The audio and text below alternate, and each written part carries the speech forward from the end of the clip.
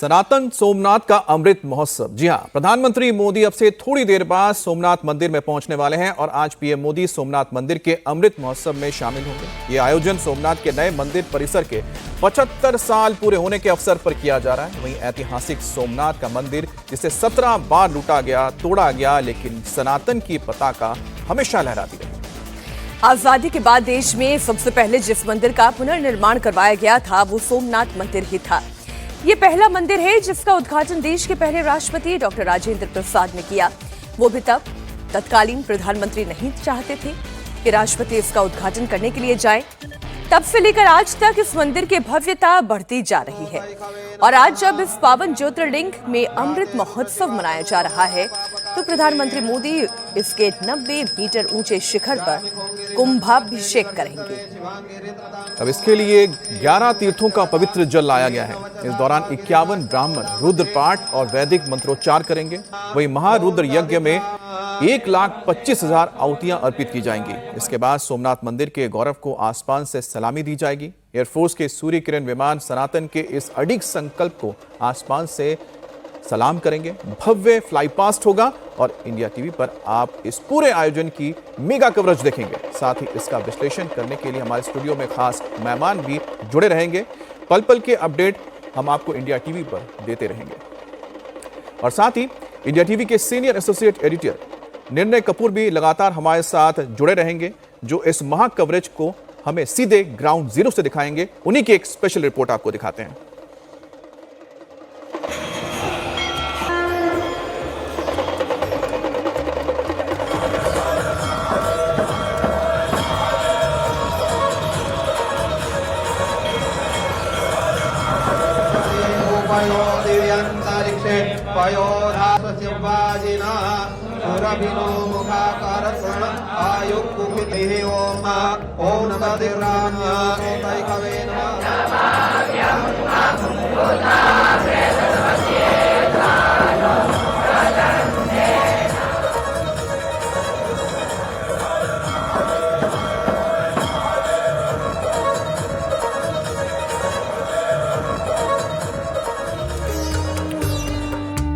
भगवान शिव के 12 ज्योतिर्लिंगों में प्रथम सोमनाथ महादेव के दरबार में सोमनाथ अमृत पर्व मनाया जा रहा है।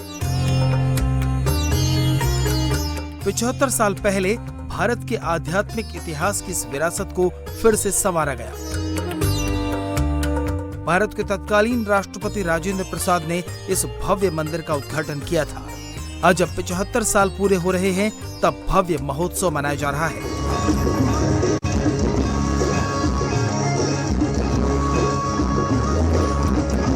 इस खास मौके पर आज पीएम मोदी खुद सोमनाथ मंदिर पहुंच रहे हैं।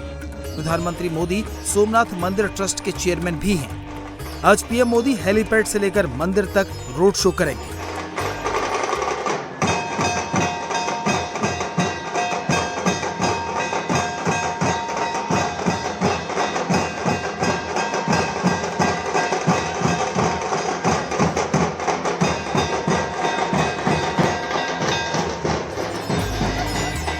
पीएम मोदी के स्वागत के लिए रास्ते के दोनों तरफ भारतीय संस्कृति और सभ्यता की झलक भी दिखेगी। देश भर से आए कलाकार पीएम मोदी का स्वागत करेंगे।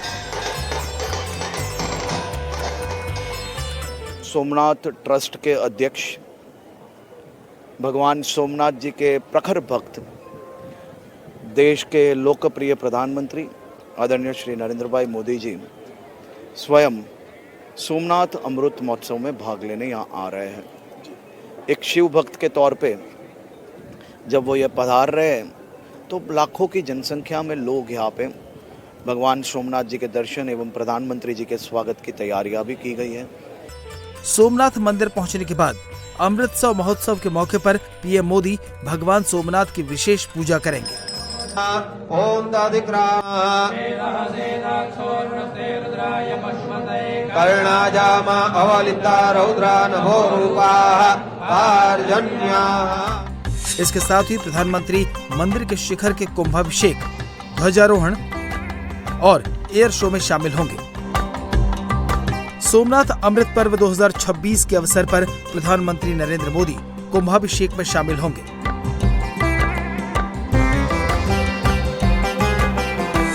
सोमनाथ मंदिर के इतिहास में पहली बार 90 मीटर ऊंचे शिखर पर कुंभाभिषेक किया जाएगा। यह ऐतिहासिक अनुष्ठान 11 तीर्थों के पवित्र जल से पूरा होगा। इसके लिए 8 बाय 9 फीट के विशेष कलश से अभिषेक किया जाएगा। इस दौरान 51 ब्राह्मण अतिरुद्र पाठ और वैदिक मंत्रोच्चार करेंगे। वहीं महारुद्र यज्ञ में 1.25 लाख आहुतियां अर्पित की जाएंगी। अमृत महोत्सव को भव्य बनाने के लिए भारतीय वायुसेना की Surya Kiran team air show करेगी। शो की शुरुआत सुबह 11 बजे होगी, जब सूर्य किरण टीम रंगीन धुएं के जरिए विशाल भारतीय तिरंगा बनाएगी, जो राष्ट्र की शक्ति और एकता का प्रतीक होगा।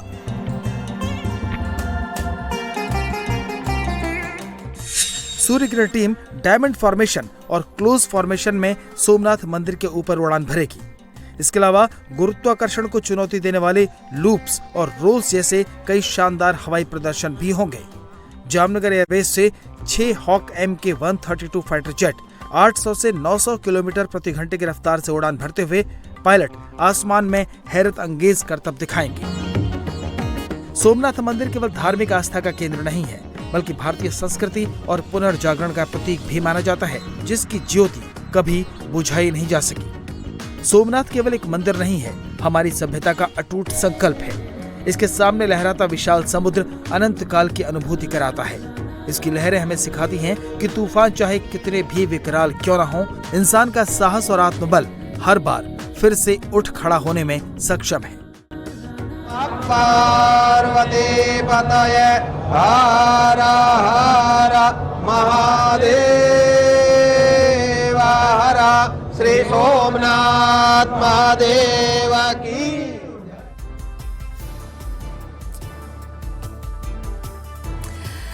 तो आज का दिन बहुत महत्वपूर्ण, देश की सांस्कृतिक चेतना का और सांस्कृतिक चेतना और राष्ट्रवाद के संगम का आधार जिसे आप कहते हैं वो सोमनाथ है। सनातन सोमनाथ अमृत महोत्सव मनाया जा रहा है और आज कुंभाभिषेक होने जा रहा है। प्रधानमंत्री नरेंद्र मोदी अब से थोड़ी देर में सोमनाथ मंदिर पहुंचेंगे, वहां पर कुंभाभिषेक करेंगे। तमाम खास मेहमान इस वक्त हमारे साथ स्टूडियो में मौजूद हैं। हमारे साथ राजकुमार सिंह जी हैं, वरिष्ठ पत्रकार, बहुत स्वागत सर आपका। अजीत द्विवेदी जी हमारे साथ है, बहुत स्वागत अजीत जी आपका भी।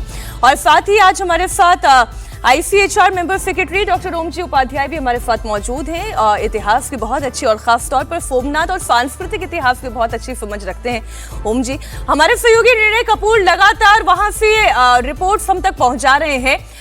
निर्णय, पहले तो आप ये बताएं कि कैसी भव्य तैयारी की गई है, इस वक्त वहां के क्या दृश्य हैं, क्या माहौल है?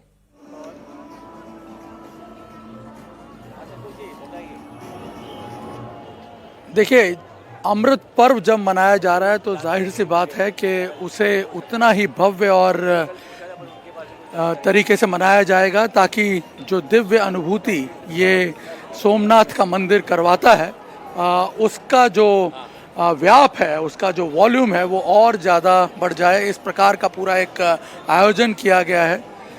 जैसा कि आपको पता होगा कि सोमनाथ पर हुए आक्रमण के 1000 वर्ष पूरे हुए हैं, तो सोमनाथ स्वाभिमान पर्व मनाया जा रहा है और उसी बीच में ये प्राण प्रतिष्ठा के 75 साल भी पूरे हो रहे हैं। और जो कि उस वक्त कहा गया था कि हमारी ये राष्ट्रीय पुनर्निर्माण का ये एक सबसे बड़ा प्रतीक है, डॉक्टर राजेंद्र प्रसाद ने ये कहा था। और इसीलिए जो हमारी संस्कृति का परिचायक है, हमारी सभ्यता के एक आधार स्तंभ के रूप में ये खड़ा हुआ है, तो जब उसके 75 साल पूरे हो रहे हैं तो जाहिर सी बात है कि उसका सेलिब्रेशन भी उतना ही भव्य होगा। यहाँ आप देख सकते हैं, मैं ठीक मंदिर के बाहर खड़ा हूँ और यहाँ देश भर से कलाकार जो हैं वो आए हुए हैं। और जब प्रधानमंत्री का कॉन्वॉय यहाँ से गुजरेगा, जब वो रोड शो करते हुए यहाँ से एंटर होंगे, तब ये आर्टिस्ट उनका अभिवादन करते हुए नजर आएंगे। और दूसरी तरफ अगर आप देखें तो पूरा जो है लोग अभी से आना शुरू हो चुके हैं। और यहाँ हेलीपैड से जब वो आएंगे, पूरा 1-1.5 किलोमीटर का जो ये रास्ता है, इस पर लोग उनका अभिवादन करते हुए नजर आएंगे। और इस वक्त जो हर्ष और उल्लास की अनुभूति यहाँ सोमनाथ में लोग कर रहे हैं, शायद ही पहले कभी किया हो। हमें यहाँ एक 85 साल के उम्र के एक सज्जन मिले थे जिन्होंने उस वक्त प्राण प्रतिष्ठा का महोत्सव देखा था। वो बता रहे कि तब उन्होंने कल्पना भी नहीं की थी कि ये मंदिर इतना भव्य हो जाएगा। सामने अगर आप देखें तो जो ये मंदिर आपको दिख रहा है, मंदिर का शिखर, उसके ऊपर अगर आप देखेंगे तो जो कुंभ स्थापित किया हुआ है, जो कलश स्थापित किया हुआ है, क्रेन से एक 72 क्यूबिक फीट का जो कलश है उससे उस पर जलाभिषेक किया जाएगा। पहले प्रधानमंत्री जब मंदिर में पहुंचेंगे तो उनका काफ़ी भव्य स्वागत होगा मंदिर के कैंपस के अंदर। देश भर से आए हुए कलाकार जो हैं वो उनका अभिवादन करेंगे अपने अपने जो लोक नृत्य हैं उनके जरिए, और ऋषि कुमार होंगे अंदर, वो मंत्रोच्चार करके उनका स्वागत करेंगे और फिर दिग्विजय द्वार से जब वो प्रवेश करेंगे तब वो सीधा मंदिर में जाएंगे, जलाभिषेक करेंगे और महापूजा करने वाले हैं आज वो, और उसके बाद फिर जो है वो बाहर आएंगे, तब कुंभ अभिषेक होगा और उसके बाद होगा। यही मैं जानना चाह रहा था एयर शो, और मुझे लगता है सभी दर्शक ये जानना चाहेंगे कि आखिरकार ये कुंभाभिषेक, इसकी क्या महत्वता है। जैसा आप बता रहे थे कि काफी ऊंचाई से जलाभिषेक किया जाएगा, तो ये पूरी प्रक्रिया क्या होगी?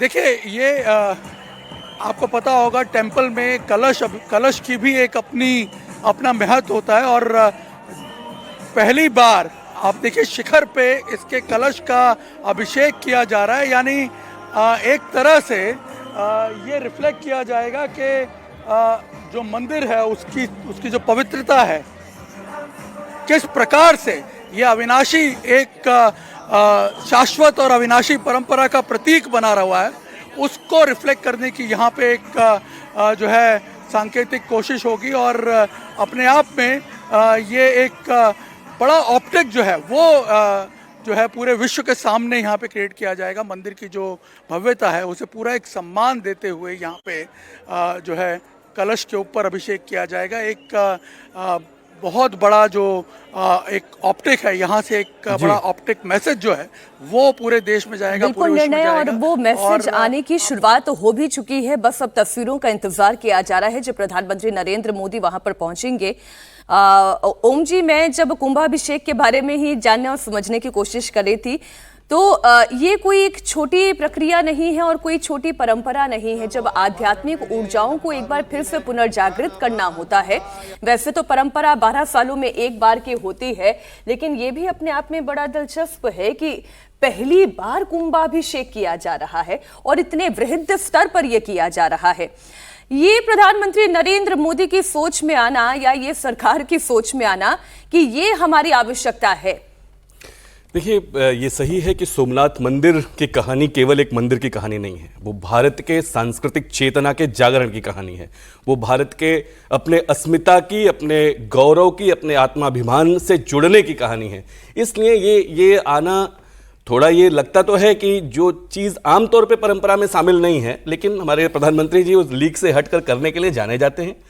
ये कुंभाभिषेक जब हम उस शिखर पे उस कलश का अभिषेक करेंगे तो उस से जुड़ने का भी ये संकेत होगा, जिस गौरव की, जिस ऊंचाई की हमने कभी भी कल्पना की है। और आप एक बार, मैं आपके माध्यम से दर्शकों को बताऊं मीनाक्षी जी, बड़ा अद्भुत है कि आप 11 मई 1951 का जब इस मंदिर का लोकार्पण हो रहा था, वो भाषण कभी आप पढ़िए, रोंगटे खड़े हो जाते हैं डॉक्टर राजेंद्र प्रसाद जी का वो भाषण पढ़ते हुए, जहां पे वो कहते हैं, आप कहें तो मैं केवल 2 पंक्तियां उसकी आपके माध्यम से दर्शकों को उद्धृत करूं, बहुत जबरदस्त पंक्तियां हैं। जब वो कहते हैं कि मैं समझता हूं कि भगवान सोमनाथ के मंदिर का पुनर्निर्माण उसी दिन पूरा होगा जिस दिन न केवल इस प्रस्तर की बुनियाद पर यह भव्य भवन खड़ा हो गया होगा, वो तो 1968 में जाके पूरा हुआ ना पूरी तरह से, वरन भारत की उस समृद्धि का भी भवन तैयार हो गया होगा जिसका प्रतीक वह पुरातन सोमनाथ का मंदिर था।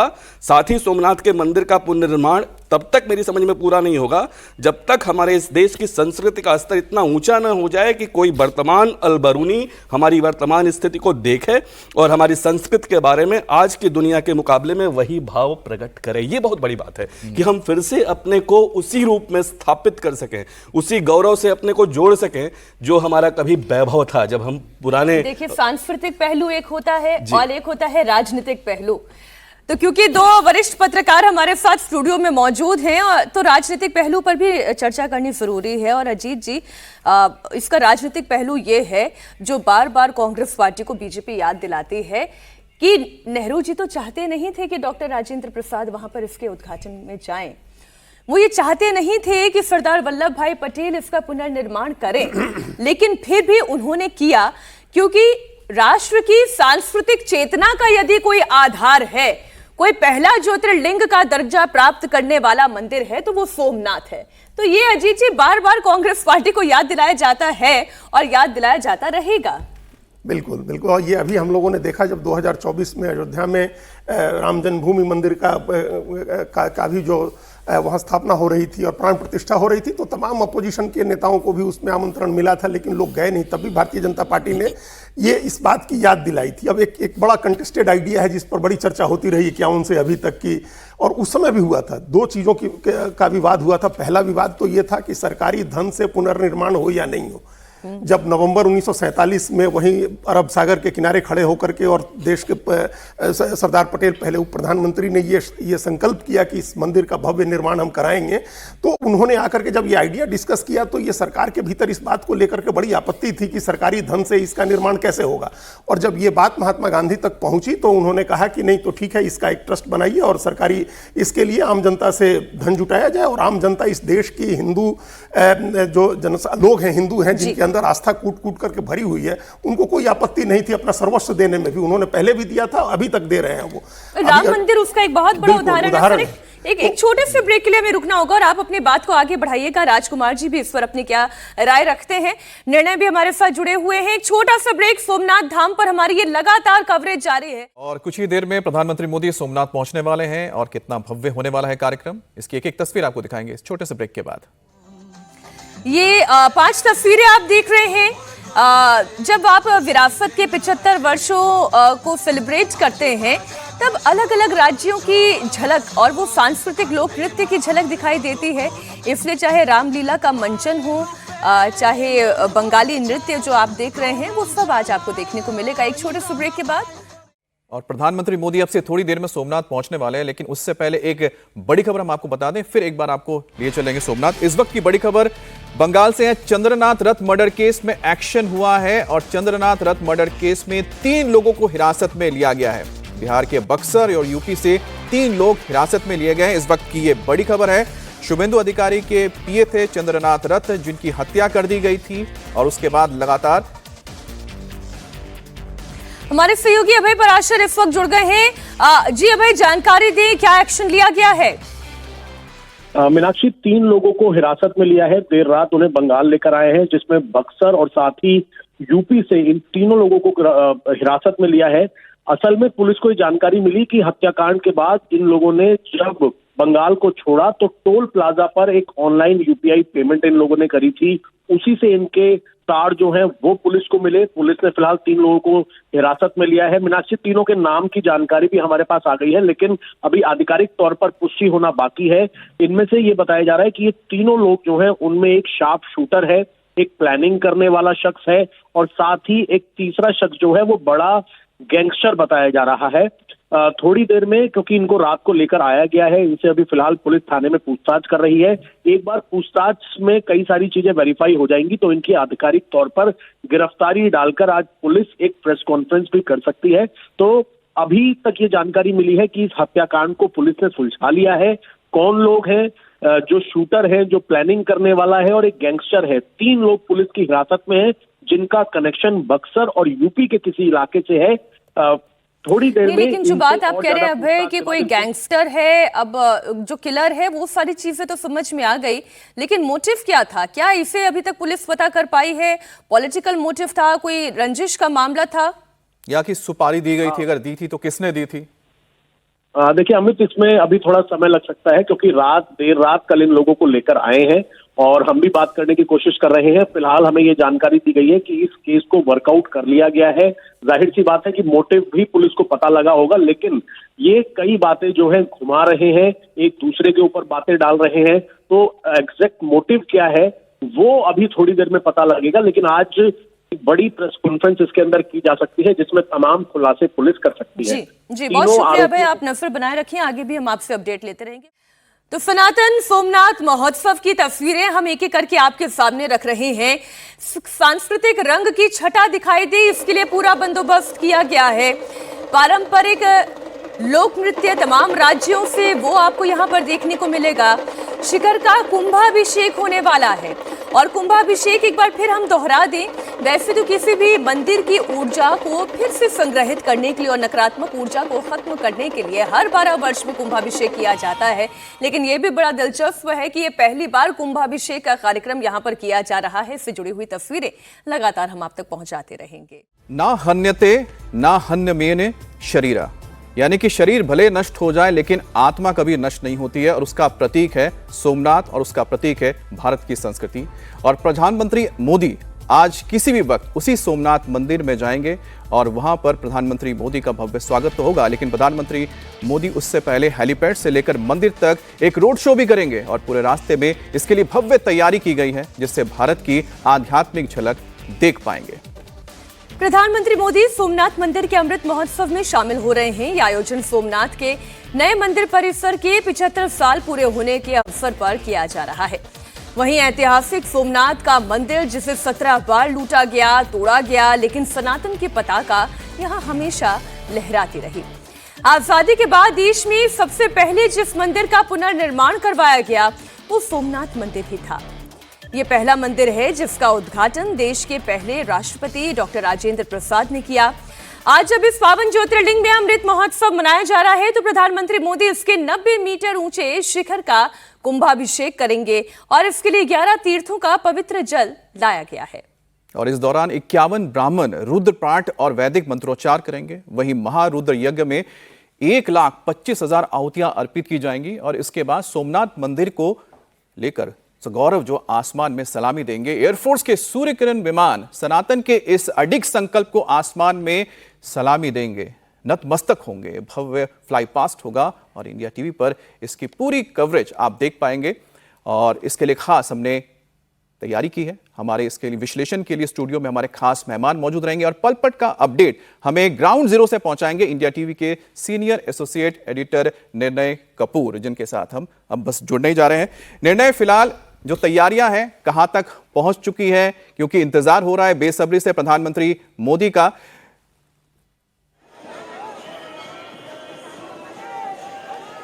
बिल्कुल, अब से किसी भी वक्त प्रधानमंत्री जो हैं वो यहाँ से करीब 1 किलोमीटर दूर हेलीपैड पर लैंड करेंगे। वो जामनगर से फ्लाई कर चुके हैं करीब 9 बजे के आसपास। तो ऐसा माना जा रहा है कि करीब 45 मिनट का फ्लाइंग टाइम है। तो अब से किसी भी वक्त वो लैंड कर सकते हैं। और जैसे ही वो लैंड करेंगे वहीं से त्रिवेणी संगम है हेलीपैड के पास, वहाँ से ये रोड शो शुरू होगा। और जिसके लिए भव्य तैयारियां जो हैं यहाँ की हुई हैं। देश भर से जो हैं आर्टिस्ट अलग अलग राज्यों से आए हुए हैं, जो रास्ते में कुछ मंच बने हुए हैं उस पर परफॉर्म करेंगे। और यहाँ सोमनाथ, गिर सोमनाथ जिले के अलावा दूर दूर से लोग जो हैं अलग अलग जिलों से यहाँ पे आए हुए हैं इस अमृत पर्व में शामिल होने के लिए, प्रधानमंत्री नरेंद्र मोदी के अभिवादन के लिए। क्योंकि वो ये मानते हैं कि सोमनाथ का ये जो मंदिर है हमारी आस्था का ही नहीं, हमारे धार्मिक जो है बिलीव्स उनका ही नहीं, बल्कि जो हमारी शाश्वत सनातन परंपरा है उसके स्वाभिमान का प्रतीक है ये सोमनाथ मंदिर। और जब इसके प्राण प्रतिष्ठा के 75 साल पूरे होने जा रहे हैं, अमृत पर्व मनाया जा रहा है, और तो जाहिर सी बात है उसको सेलिब्रेट करने के लिए आज नजर पूरी तरह से आप पर ही रहेगी, क्योंकि सारी तस्वीरें आप ही हम तक पहुंचा रहे होंगे। हम तो यहीं स्टूडियो से ही इन तस्वीरों को देखेंगे। यहाँ स्टूडियो में चर्चा को लाते हुए राजकुमार जी, सांस्कृतिक पहलू की तो हम बात करेंगे और ओम जी बहुत सारे डॉक्यूमेंट आज रिसर्च और बड़े हाईलाइटेड पॉइंट्स के साथ लेकर आए हैं, किसने कब क्या कहा, क्यों कहा।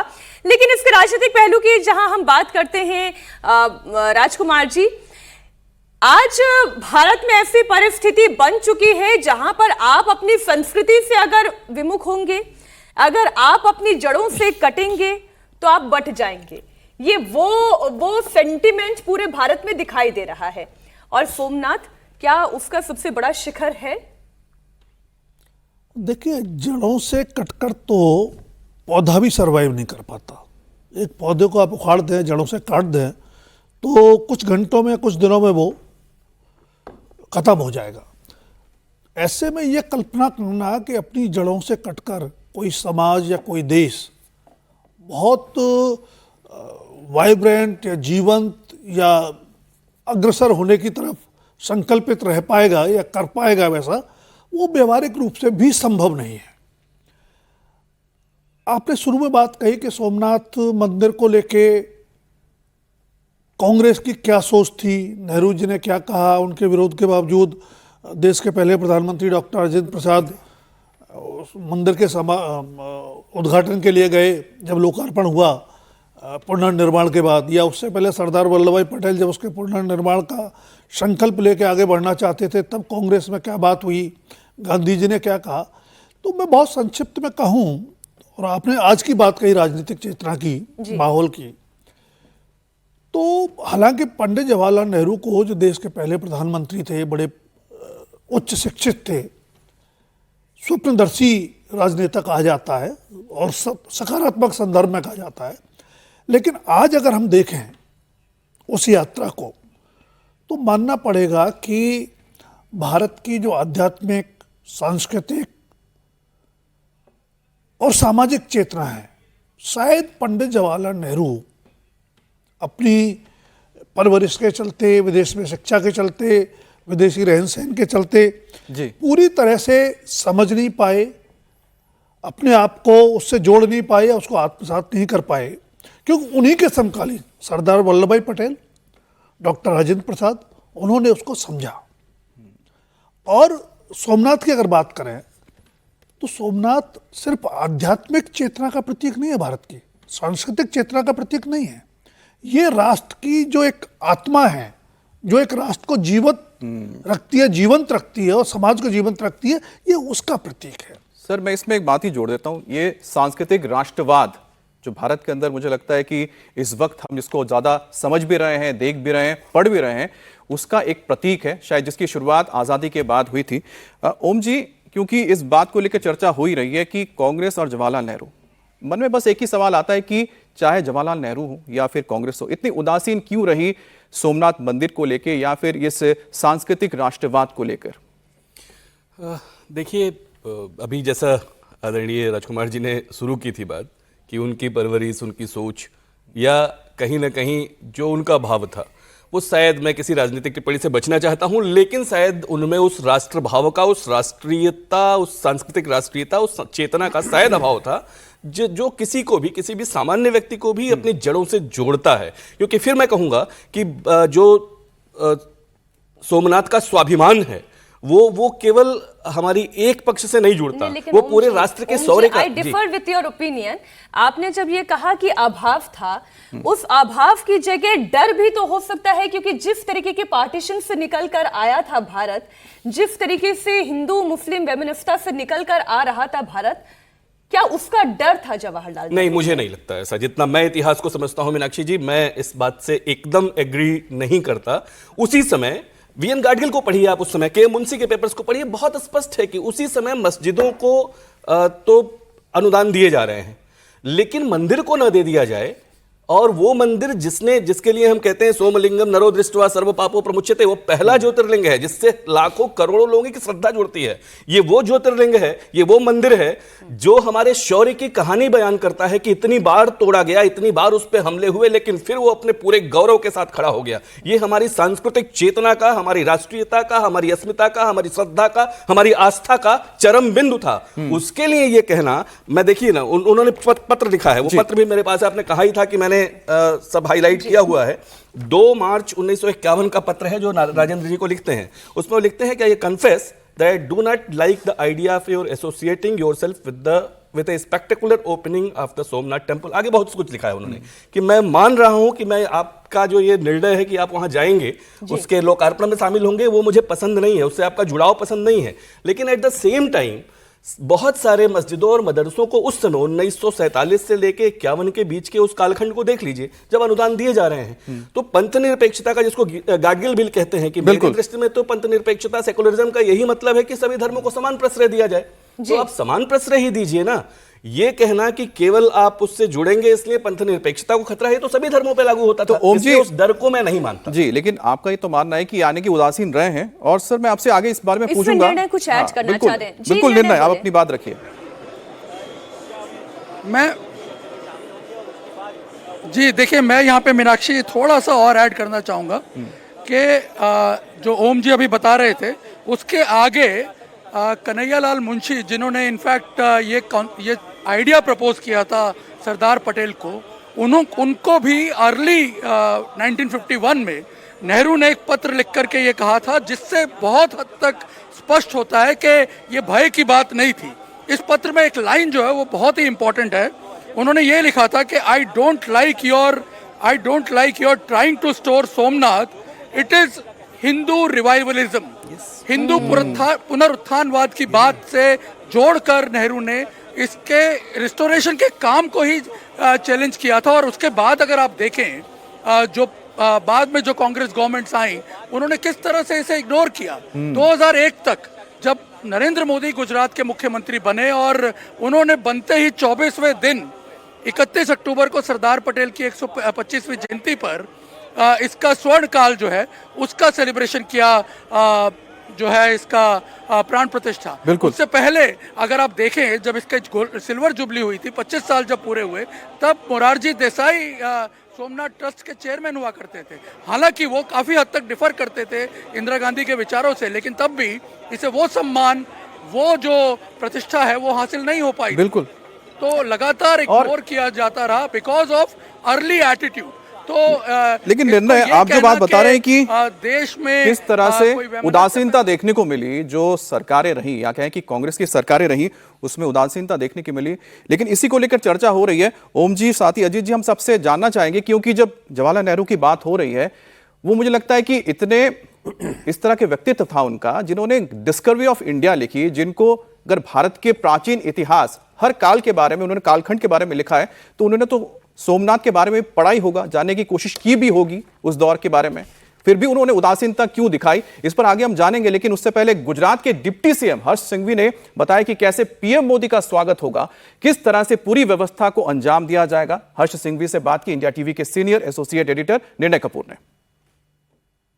हमारी शाश्वत और अविनाशी परंपरा के प्रतीक सोमनाथ मंदिर का जब प्राण प्रतिष्ठा का अमृत महोत्सव होने जा रहा है, तब यहाँ पे जिस प्रकार का माहौल है, उत्सव का माहौल है, किस प्रकार से ये सेलिब्रेशन किया जाएगा, उस पर बात करने के लिए हमारे साथ गुजरात के उप मुख्यमंत्री हैं, जो पूरी तैयारियों का जायजा भी ले रहे हैं। प्रधानमंत्री पहुँचेंगे। सोमनाथ ट्रस्ट के अध्यक्ष, भगवान सोमनाथ जी के प्रखर भक्त, देश के लोकप्रिय प्रधानमंत्री आदरणीय श्री नरेंद्र भाई मोदी जी स्वयं सोमनाथ अमृत महोत्सव में भाग लेने यहाँ आ रहे हैं।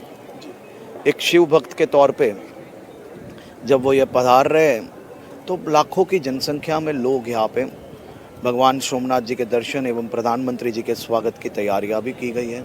उस तौर पे सनातन धर्म की बात हो या सोमनाथ मंदिर की बात हो या सोमनाथ के हजारों साल के जो इतिहास है, उसमें एक बहुत ही महत्वपूर्ण एवं ऐतिहासिक दिन माना जाएगा। बिल्कुल। और आपने जैसे बात की, इस पर जितनी बार भी विध्वंस हुआ, हमने देखा मिडिवल पीरियड में तो सबसे ज़्यादा ये आतताइयों का आतंक रहा, लेकिन आज़ादी के बाद भी ये जो है उन विरोध से कभी वंचित नहीं रहा।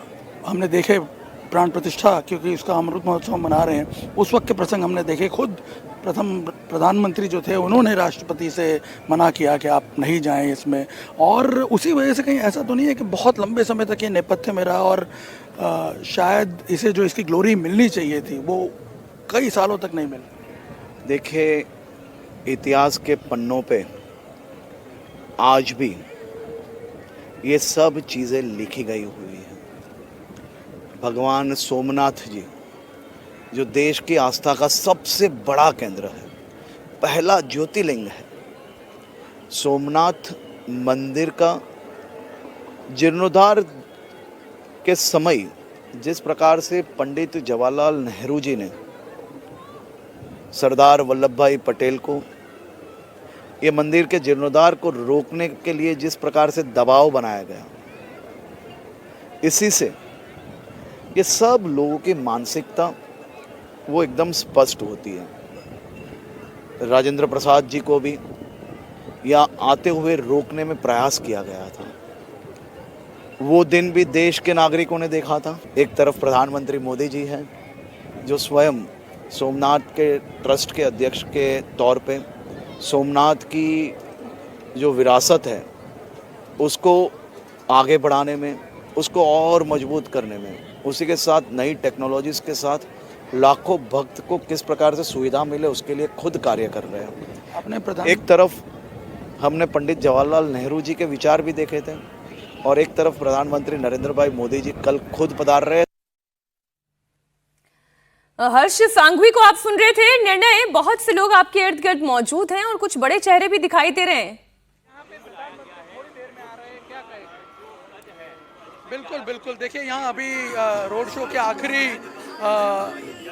जो स्टेज है इस वक्त प्रिपरेशन की, उसका जायजा लेने के लिए यहाँ अभी थोड़ी देर पहले गृह मंत्री जो डिप्टी सीएम है गुजरात के हर्ष संघवी वो पहुँचे थे और अब सीनियर मिनिस्टर जो है इस कैबिनेट के वो भी यहाँ पे पहुँचे हैं।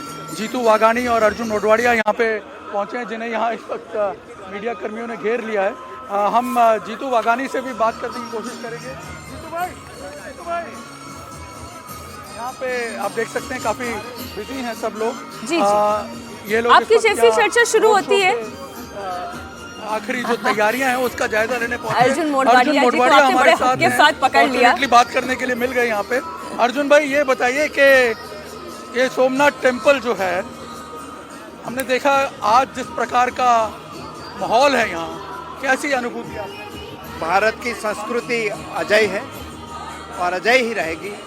हजार सालों में बहुत सारे आक्रमण हुए लेकिन हमारी संस्कृति अजय रही। बहुत बार मंदिर तोड़ा गया और फिर से उस मंदिर उठ के नया बनाया गया और जो लास्ट सरदार साहब ने प्रतिज्ञा की थी कि मंदिर वहीं बनाएंगे, वो मंदिर की पुनः प्राण प्रतिष्ठा हुई। उनको आज 75 साल 75 ईयर्स पूरा हो रहे हैं। ये अमृत महोत्सव में आज प्रधानमंत्री जी आ रहे हैं और उनके स्वागत के लिए और 75 साल मनाने के लिए हजारों लाखों की तादाद में लोग पूरे गुजरात से, पूरे भारत से आए हुए। प्रकार से प्रधानमंत्री नरेंद्र मोदी के एफर्ट्स रहे हैं इस मंदिर को एक उसका स्थान दिलाने के लिए, उसकी प्रतिष्ठा दिलवाने के लिए। आप क्या मानते हैं ये जो आज जिस प्रकार से अमृत पर्व मनाया जा रहा है, क्या ये एक सिग्निफिकेंट मोमेंट होगा इस मंदिर की ग्लोरी को और ज़्यादा बढ़ाने? ये सांस्कृतिक पुनः जागरण का प्रयास है और विरासत भी और विकास भी। यह जो प्रधानमंत्री का स्लोगन है उसी के अनुरूप सोमनाथ का भव्य कॉरिडोर जो वैश्विक कक्षा का हो उसका निर्माण भी हो रहा है और हमारी सांस्कृतिक जागरण भी हो रहा है और हजारों लाखों के लोग संख्या में लोग आज जुड़े हुए हैं। उसका बहुत आनंद है। Thank you. थोड़ा जल्दी में है यहाँ पे, लेकिन आप देख सकते हैं कि इस कार्यक्रम को सफल बनाने के लिए पूरी जो ये गुजरात की कैबिनेट है पिछले 5-7 दिनों से यहीं कैंप किए हुए और कोशिश कर रहे हैं कि ये जो अमृत पर्व है ये इसका वॉल्यूम जो है वो इतना विशाल हो कि पूरा विश्व जो है वो उसे देख पाए। क्योंकि मैं आपको यहाँ पे एक और चीज़ बताना चाहता हूँ कि जब इसकी प्राण प्रतिष्ठा हुई थी उस वक्त यहाँ पे 101 तोपों की सलामी दी गई थी। ऐसा कुछ जो जिन लोगों ने विटनेस किया था उस मोमेंट को वो बताते हैं कि जो आज़ादी का उत्साह था, आज़ादी का जो एक उत्सव था उसके जैसा उत्सव यहाँ मनाया गया था और इस बार इसका वॉल्यूम जो है उससे भी ज़्यादा बढ़ा दिया गया। और एक यहाँ पे और एक चीज़ ऐड करना चाहूँगा कि जब प्राण प्रतिष्ठा इसकी हो गई उसके बाद भी अगर आप देखें तो 1 अगस्त 1951 को नेहरू जी ने डॉक्टर राजेंद्र प्रसाद को एक पत्र लिखा था जिसमें उन्होंने कहा था कि ये जो आपने प्राण प्रतिष्ठा उत्सव में आप सम्मिलित हुए उसकी वजह से इंटरनेशनली भारत की छवि जो है एक एथनिक स्टेट की जो है वो बनती जा रही है। तो क्या अब सवाल ये उठता है 75 साल बाद जो उस वक्त उनका मत था, आज जिस प्रकार का हम एक माहौल देख रहे हैं, जिस प्रकार का एक चेंज देख रहे हैं, इससे क्या मैसेज जाएगा? मैं अपने पैनलिस्ट जो है बिल्कुल आप जो बात कह रहे हैं ना निर्णय, अगर भारत में मंदिर का निर्माण नहीं होगा, जो सनातन की भूमि है वहां पर संस्कृति का पुनरुत्थान नहीं होगा तो फिर वो कहाँ होगा? और ये बात क्यों जवाहरलाल नेहरू नहीं समझ पा रहे थे, वो कौन सी एक ब्रैकेट में जी रहे थे, वो आज हम फिर एक बार समझने की कोशिश करेंगे।